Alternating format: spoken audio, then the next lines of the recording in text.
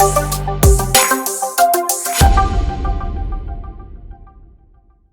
right, welcome back to Dare to Lead by Brené Brown. We are in the final parts. This book doesn't follow chapters, it's parts and sections. But we are in part 3, Braving Trust, and she is talking about integrity, is choosing courage over comfort. This is a quote that she kind of repeats in the beginning, but also in the middle of the chapter, but I'm going to read this one off because it is choosing what is right over what is fun, fast, or easy. It is practicing your values, not just professing them. I read the first page and I was like, I don't have to read anymore. That was the proverbial mic drop, I think, after that first page. Yes. In my opinion. Yes. So where did that take you? Well, let me jump in. She defines trust and distrust using an author named Charles Feltman. Yeah. And he has written a book called she says, in the Thin Book of Trust, that's the name of the book, Feltman defines trust as choosing to risk making something you value vulnerable to another person's actions. And then he describes distrust as deciding what is important to me is not safe with this person in this situation, or maybe we conclude in any situation. And then she goes, so that's trust, that's distrust. And keep in mind, she's viewing much of this book through the lens of how it plays out in the workplace. But the workplace is a great lens to see our own strengths and weaknesses through. And she says right up front, no trust, no connection.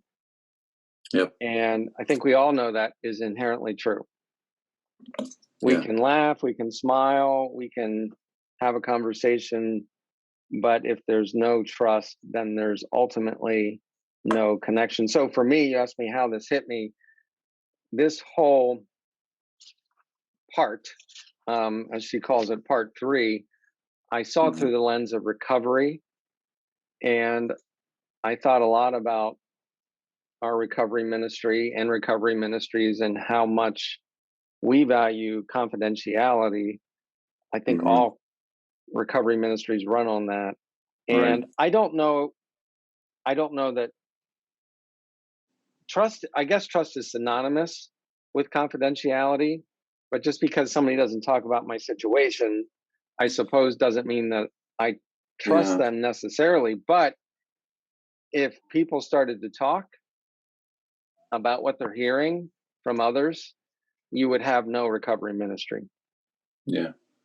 I mean, even in this book, she does say that vulnerability doesn't have to mean that you're sharing your life story, like all the painful details, especially with people who's not trustworthy to handle that either.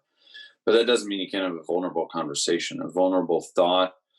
You know, I struggle with ABC.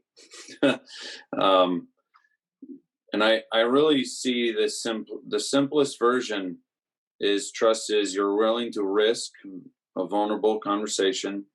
Distrust is I just don't feel safe, you know, and I do think in recovery circles, that is, I don't know if it's number one, but is definitely up there in terms of the ability to even have a recovery meeting. Is you have to feel safe in this circle. Otherwise, who's going to stay at a recovery meeting that doesn't feel safe to be able to? Because they know they're wearing their hurt, habit, or hang up on their back or on their face or wherever. And you know, when you show up, are you going to get judged? Are you going to get a lashing, or are you going to feel safe to come? So I think that's just a primary need in recovery. And so, segueing that into the braving inventory. Yes. She lists some straightforward elements that can be kind of used as just different aspects to the braving conversations. So why don't you take us into that one? Okay. Because I think that definitely helps. I mean, we've already talked about some of this stuff too. So yeah. The overlap between the books we've read is really cool to see, and this is no exception. So she has 7 elements that, for the most part, as Nathan said, are fairly easy to understand. So the first one is boundaries. You respect my boundaries, and when you're not clear about what's okay and not okay, you ask. You're willing to say no. So the boundary aspect is an important part of the inventory. And again, it's a braving inventory. We effectively want to diagnose how brave are we, and how are we doing with our trust. And it is a tool. And so the first question deals with boundaries. Do I respect people's boundaries, and do they respect mine? Second one is reliability. You do what you say. As she said, these are straightforward. And I have to look at myself first. Am I doing what I say I'll do? Third one is accountability. I own my mistakes. I apologize, and I make amends. So knowing she's coming out of a recovery background, when I hear the word amends, we talk about that all the time. And so is your workplace, is your in your home, in your friendships, even in your recovery group that you might be involved in, do you make amends? Is that the culture?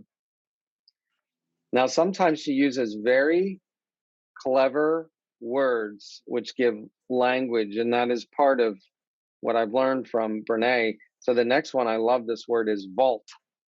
I like that one too. You have a clear image in your mind of what a vault kind of looks like. Yes. And the vault is basically, if you share something with me, that's an interesting double edge. If you share something with me, I'm able to keep it. It's confidential. Yes. And then on the other hand, if let's say she gives the example, if I'm meeting with my boss and I tell her something, my boss may think,